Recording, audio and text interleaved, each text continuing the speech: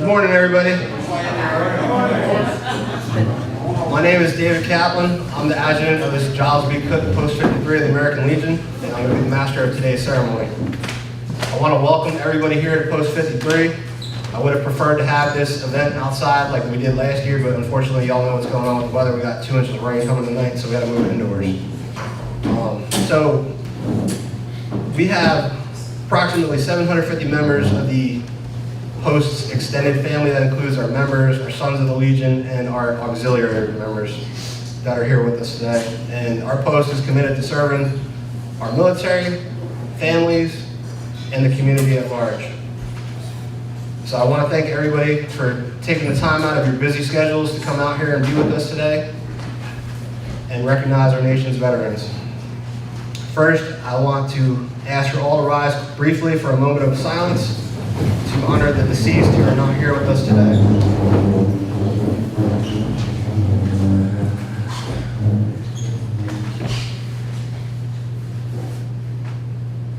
Thank you for that. 104, you can sit down.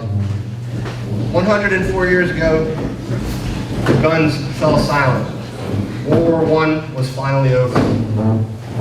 This day was originally recognized as Armistice Day, first observed on the 11th hour of the 11th day of the 11th month in 1919 to commemorate the armistice between the Western Allies and the Central Powers that ended the war. In 1954, the great President Dwight D. Eisenhower changed Armistice Day to Veterans Day as we all know it today, to honor all nations' veterans in all wars. So in order to begin this Veterans Day ceremony, I ask that you rise once again as the Randolph-Macon Academy Color Guard advances the colors and a singer from the Randolph-Macon Academy sings our national anthem, which will be followed by the Pledge of Allegiance. Color Guard, advance the colors.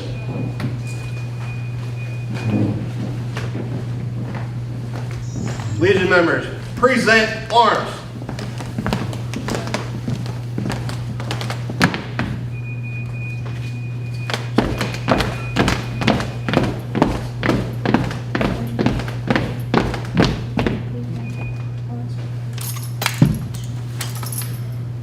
Oh, say, can you see by the dawn's early light what so proudly we hailed at the twilight's last gleaming, whose broad stripes and bright stars through the perilous fight o'er the ramparts we watched were so gallantly streaming, and the rocket's red glare, the bombs bursting in air, gave proof through the night that our flag was still there. Oh, say, does that star-spangled banner yet wave o'er the land of the free and the home of the brave? Order, arms. All right, please uncover. Please join me in reciting the Pledge of Allegiance to the flag. I pledge allegiance to the flag of the United States of America and to the republic for which it stands, one nation, under God, indivisible, with liberty and justice for all. Thank you. Please be seated.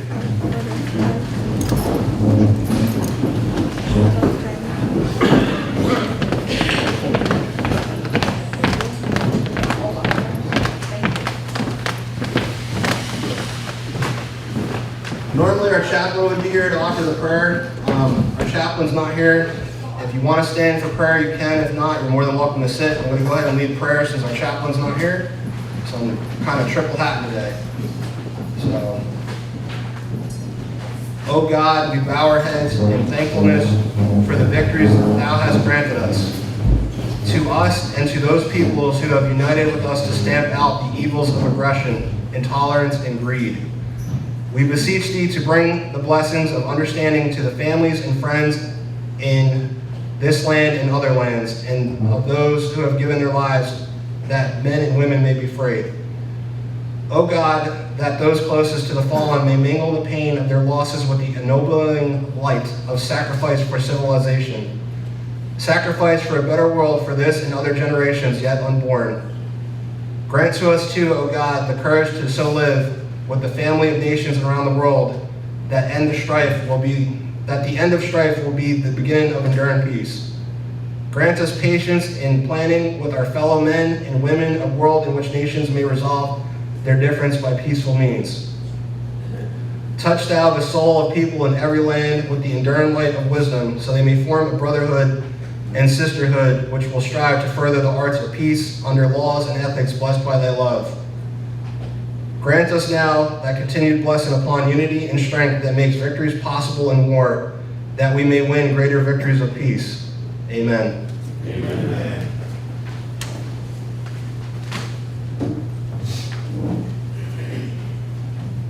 I now ask that our Sergeant of Arms conduct our prisoner of war missing in action ceremony.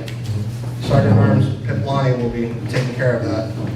An empty chair is placed at all official events of the American Legion to recognize all prisoners of war and missing in action as a physical symbol of the many American POWs and MIAs that are still unaccounted for from all wars and conflicts involving the United States of America. This is a reminder for us to spare no effort to secure the release of any American prisoners from captivity, the repatriation of remains of those who died bravely in the defense of liberty, and full accounting of those missing. The empty chair symbolized that we have not forgotten them and that they will always have a seat at our tables.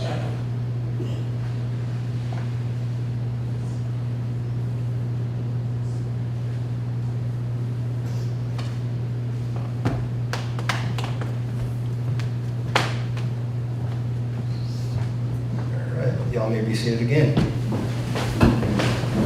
The next part of the program is a speech that comes out of the American Legion. It's a suggested speech for Veterans Day, so I went ahead and adopted it for this year. So I'm going to go ahead and go through that now. The service of America's veterans never truly ends. Even when they hang up their military uniforms for the last time, many still choose to protect us. Noah Chavez was one of them. After serving 5 years as a military police officer in the United States Army 591st Military Police Company, Noah returned to his home state and graduated from the Indiana Law Enforcement Academy in May of 2022. As he drove past a restaurant last summer in Elmwood, Indiana, he noticed an artist painting a large American flag mural covering the exterior of the building. Noah exited his patrol car and complimented the painter for his patriotic rendering. The two briefly had a conversation. The artist, Theodore Winters, thanked Noah for his military service, and then they went about their business like a normal day. A few hours later, Noah was tragically killed in the line of duty when a motorist shot him during a traffic stop. The end of watch for Noah Chavez was July 31st, 2022 at the age of 24. After hearing about the news about Noah, Theodore immediately recalled their conversation and decided the mural would be dedicated to that fallen hero and veteran who gave everything for his community and his country. Noah was the embodiment of service and sacrifice. He was not alone. The U.S. Justice Department estimates that 25% of law enforcement officers have a military background. Bravery and dedication to the community are common amongst the veteran community. Today is a day to honor all men and women who served in the United States military. There are approximately 19 million United States veterans who are with us today and the millions who have preceded them since the American Revolution. Many served their communities as first responders, teachers, healthcare workers, and church leaders. Some are business owners, farmers, company workers, or retirees. Veterans are a diverse group represented by men and women of every economic, ethnic, and religious background. They come from every state and territory, but are bound by one common commitment: defend America with their life if called upon. From fighting terrorism, defeating fascism, liberating slaves, veterans have a record of remarkable accomplishment throughout our nation's history. Military service is not for the faint of heart. Most civilian jobs do not require risk of life or limb. No other occupation subjects its employees to criminal charges for disobeying their boss. Unlike members of the military, civilians can live where they want and can quit whenever they want. Transitional challenges, the stress of military life, and feelings of isolation all factor into a high suicide rate amongst veterans that is more than 50% higher than that of non-veterans. The stigma of seeking help needs to end. If we're going to stop suicide, it is crucial that we look at this issue much differently than the prior generations. If we wait for someone to make an attempt before we reach out, there is a very good chance that we'll be too late. Veterans value courage, and it definitely takes courage to ask for help. We must be proactive. Ask and encourage the veterans to seek help before they pass a point of no return. The bonds we have formed in the military are unlike any other. Very few of us are trained counselors or mental health professionals, but what we are capable of is listening, referring, and following up. We take care of our own. That's what that means. Homelessness is another tragic outcome that is too often connected to military service. It is estimated that America has 60,000 veterans who are homeless. It's probably actually higher. There is greater than the entire population of Carson City, Nevada. Though veterans comprise approximately 7% of the U.S. population, they are 11% of the nation's homeless. The best way to prevent a veteran from becoming homeless is to hire one. It's not only good policy, but it's smart business for an employer who values skill, discipline, and patriotism. It's fitting that Veterans Day is observed so close to Veterans Day. It is, after all, our veterans that have preserved our constitutional rights for the last 246 years. For many of them, this nation is worth enduring long separations from family, missing births of children, freezing in the sub-zero temperatures, sweating in the Sahara, sacrificing health, and far too often losing their life or limb. When a politician laments at the cost of a veterans program, it is up to us to remind them of the cost of being a veteran. Whether it's exposure to burn pits or other toxins, many veterans today continue to pay a high price for their military service. It's up to us to ensure that they always have access to high-quality health care and benefits reflecting the thanks of a great nation. Veterans are not only responsible for defending this nation during a time of war, but it is the imposing presence of our great military that has acted as a deterrent to would-be aggressors. The veterans of the U.S. military have not only fought wars, they deserve our gratitude for preventing them. And while today we rejoice and honor at the service of America's veterans, we also remember the wise words of General Douglas MacArthur. It is the soldier above all who prays for peace. So now it's my turn for my own stuff. So today it's the privilege to say thank you to all of our veterans, to thank them and let them know their service is appreciated, to honor them for the sacrifices and celebrate them for keeping this nation the land of the free and the home of the brave. At this time, I ask that all the veterans in the room please rise as you are able to so that you may be recognized. If you are unable to rise, please raise your hand so you can be identified. Go ahead, veterans, stand up. Ladies and gentlemen, let's have a round of applause for our brave service members.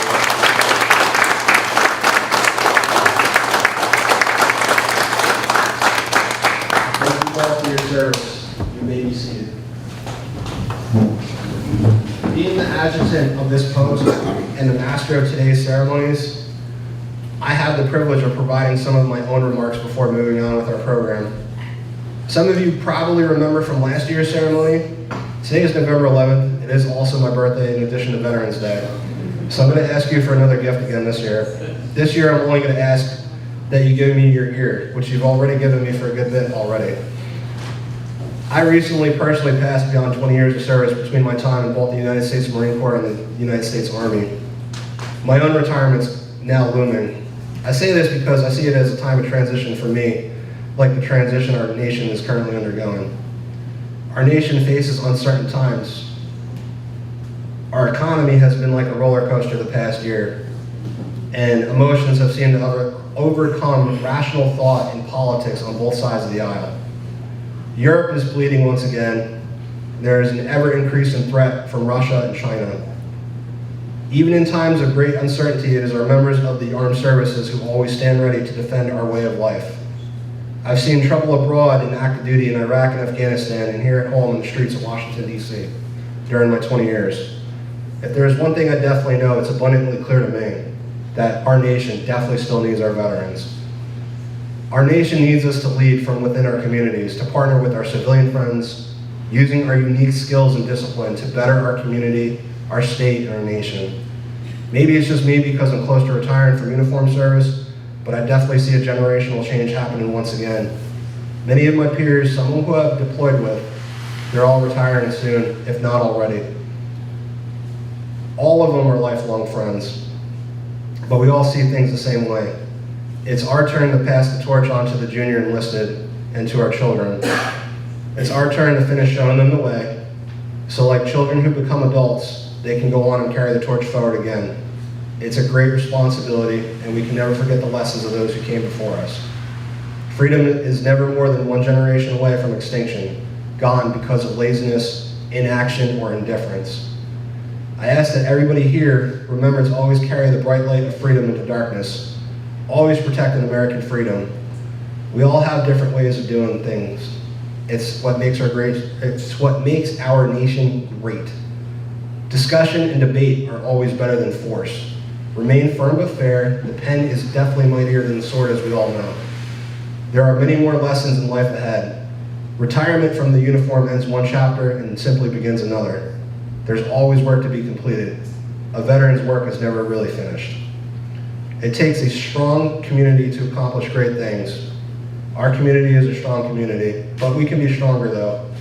If you're a veteran or you know other veterans that aren't here with us today, ask them to join the Legion or other veterans organizations. We're always looking for awesome new members. Ask them to join the Legion first though.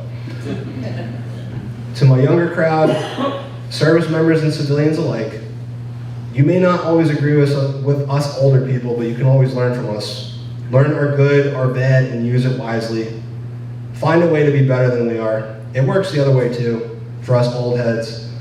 Find a way for the younger crowd to teach us something new. The young crowd, they all have something to offer, even to an old guy like myself. I've learned new stuff every day I've been in service to our nation. Be the bright light of positive action in your home, your community, and in our nation.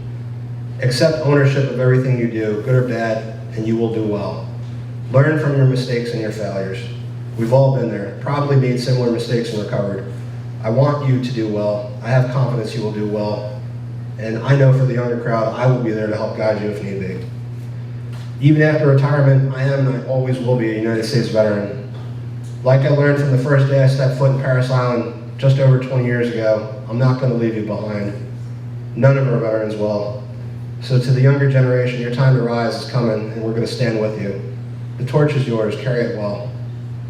To the veterans in the room, thank you all for being my brothers and sisters throughout the years. I look forward to our fellowship continuing. Continue to be the beacons of light, shining that light where there's darkness. As I said earlier, our service is never truly over. To the civilians, we look forward to continuing our partnership with you, but we are here to celebrate our veterans today. Veterans, this is your day, so go forth after this ceremony and find a way to enjoy the day. To everybody, thanks again for giving me your ear for a couple more minutes. And I have one last request before we move on to the next part of the program. Make sure you remember to thank a veteran for their service, preferably one that's not here in the room, just because you're thanking everybody here in the room already. Normally, I would say that I have the honor and privilege to introduce some very special guests, Gold Star mothers. These are the mothers that have given the ultimate sacrifice to our nation, the loss of one or more of their own children in combat. Do we have any Gold Star mothers in attendance this morning? We don't. Okay, I'm going to ask you all to rise again real quickly for a moment of silence for our Gold Star mothers out there across the nation.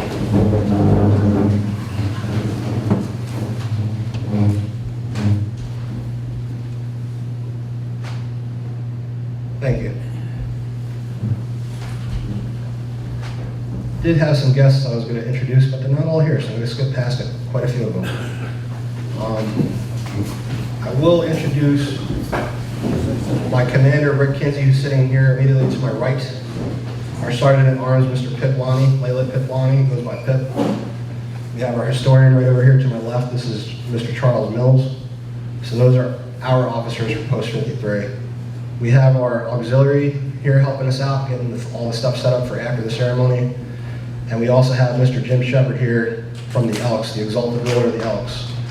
I will say the Elks have a great veterans community, doing some good things in the community with veterans. Last year we hosted a Flag Day celebration where after they ran through their Flag Day celebration, our post was able to host a proper flag retirement. So I want to thank Mr. Shepard and the Elks for being here as well. We're now at the point of today's program where I have the honor to introduce our guest speaker for today, retired Chief Master Sergeant Kenneth Evans II, United States Air Force. Chief Evans was born and raised in Winchester, Virginia, and is the eldest son of a decorated Vietnam veteran. Senior Master Sergeant Kenneth Catbird Evans, also United States Air Force retired. Chief Evans graduated from James Wood High School in Winchester, Virginia in 1982 and entered the United States Air Force. He graduated from basic training and the U.S. Air Force Security Forces Training Academy at Lackland Air Force Base in Texas. Chief Evans served as a law enforcement specialist for 10 years until he was cross-trained into military intelligence. He served in Europe, Far East Asia, and the Middle East.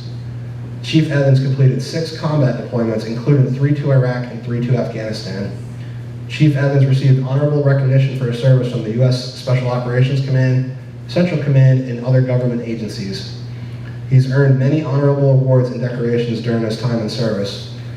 One of his most rewarding tours was serving as the Senior Enlisted Advisor at the Defense Intelligence Agency in Washington, D.C. He's a 12-year member of Post 24 of the American Legion in Alexandria, Virginia. Chief Evans, now retired from government service, serves as the Air Force Junior Reserve Officer Training Corps Senior Aerospace Science Instructor at the Randolph-Macon Academy.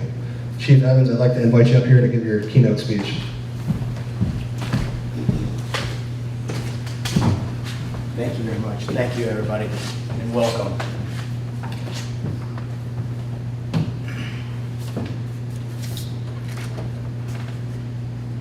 Today's Veterans Day, a day that honors all those who serve in the U.S. military. But where did this day of honor begin? World War I, known as the as the Great War, officially ended when the Treaty of Versailles was signed on June 28, 1919, in the Palace of Versailles, outside the town of Versailles, France. However, fighting ceased 7 months earlier when an armistice or temporary cessation of hostilities between Allied nations and Germany went into effect on the 11th hour, the 11th day, the 11th month.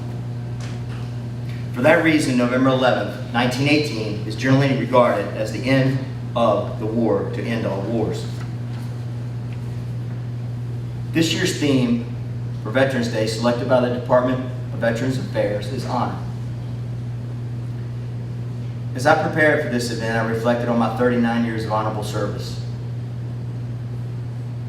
I couldn't help to think about all those who had made those same sacrifices. According to the Veterans Administration, roughly 19 million veterans are alive today, and many honored veterans are here today. Honored veterans are cut from a cloth that makes them different and unique. That cloth is woven thick with respect, dignity, integrity, grit, courage, honor, and leadership. Honored veterans never wavered their oath or duty and always placed service over self. In a world where we sometimes find very little respect for our fellow man, honored veterans serving now and in the past have always respected each other, regardless of race, religion, gender, or creed, because we knew nothing could be accomplished without teamwork. When times got tough and operations looked dire, honored veterans stood their ground and remained mission-focused with dignity. They never wavered because they knew retreat was not an option and that saving American lives was paramount. Honored veterans always conduct themselves with integrity even when no one was looking, because their integrities were never for sale. Grit Grit was that motivation or desire to never quit, regardless of how outnumbered you are or how overpowered you might be. Honored veterans stayed in the fight because quitting wasn't a choice they could live with or explain to a loved one. Courage was that internal strength that empowered these warriors to accomplish extraordinary events during high-stress situations that may have cost them their lives. Honored veterans suppressed those fears and charged into harm's way. Honored veterans lived their lives as model citizens, always willing to help or support their fellow man. Honor amongst men and women are what most responsible parents demand and instill in their children because they knew this world could not stand the test of time without honor. Honored veterans exercise honor in everything they do. Honored veterans intimately understand the complexities of leadership and how their decisions as leaders would affect others.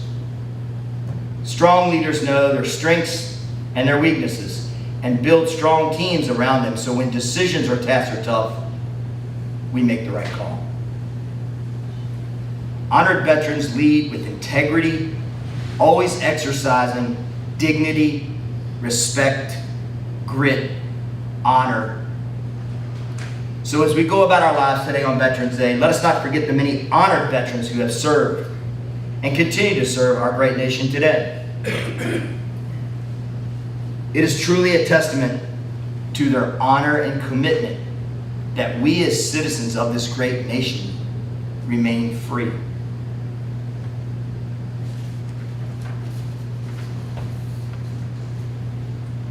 In closing,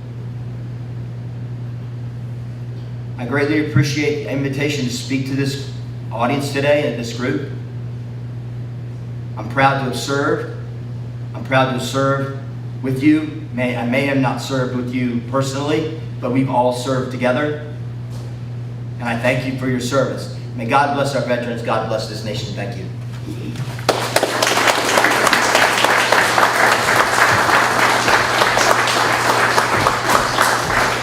I want to give a thank you to Chief for that speech. That was excellent. Ladies and gentlemen, we're at the solemn part of our ceremony where typically if we were outdoors, each of the organizations representing various veterans groups would place a memorial wreath, but since we're indoors, we're only going to be able to place one wreath. So at this time, I'm asking now that my Commander Kinsey lays a wreath on the memorial stand that's directly in front of me. As that's happening, I ask all the veterans to rise as they're able to and to render a hand salute during the playing of taps. Civilians, I ask that you remove your head covers and hold your right hand over your heart. Commander Kinsey, please place the ceremonial wreath at the POW MIA table and remain in place while taps is played and a moment of silence is held. Bugler! Sound taps. Veterans, present arms.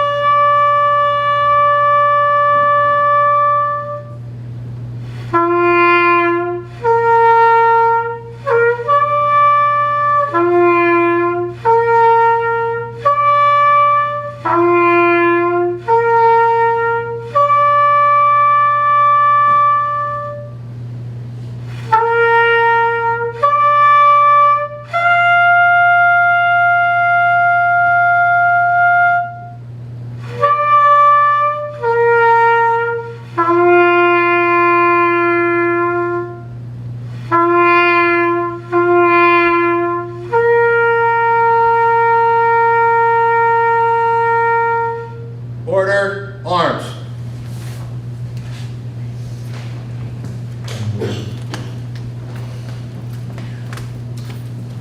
Got a little change in the script. I was going to have the color guard retrieve the colors, but we changed that up a little bit, so we're going to skip past to the next part.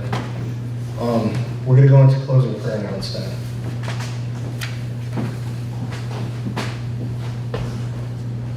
Go ahead and remove your covers from your hat. Our Heavenly Father, we deem this a fitting time to pay respects to our departed comrades. As we stand in bowed heads in reverence to them, let us remember the good deeds they accomplished.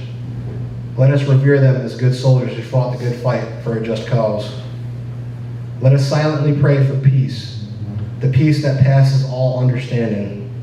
And let us in mind and souls consecrate our hearts and lives to the real America, the land of the free and the home of the brave, the America worth fighting for. As we stand in silence to our departed comrades, may we sincerely say, may their souls rest in peace. Let us also remember the prisoners of wars and the missing in action still unaccounted for from the wars and conflicts. Amen.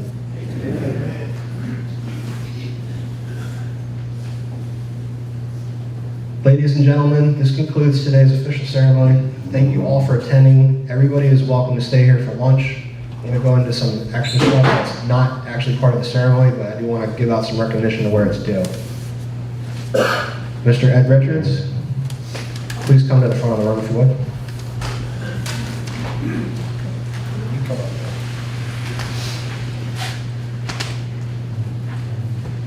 So for those that don't know, the American Legion Post here in town sponsors the American Legion Community Band.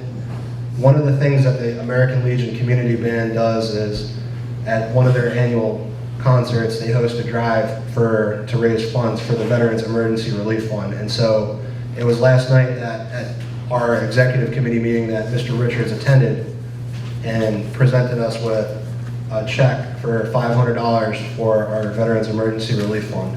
So what that goes towards is local veterans or veterans within the area that are in need of assistance.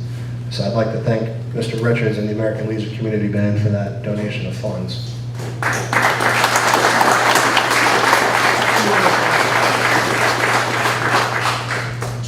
I also want to thank the Randolph-Macon Academy. They've been continuously supporting us for years. In years past, when we were outside, we had the high school bands from Warren County High School and Skyline as well. But as you can see, we have a space limitation, so trying to fit 3 bands with total personnel of approximately 85 students playing music with the instruments would have been quite hard to fit here. So RMA also provided the color guard this year and our keynote speaker as well, Chief Evans. So I want to give a thanks to Randolph-Macon for continuously supporting our post as well.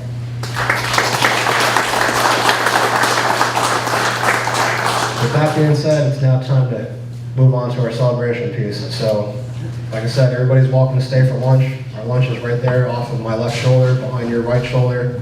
So please enjoy. Thank you all and have a good day.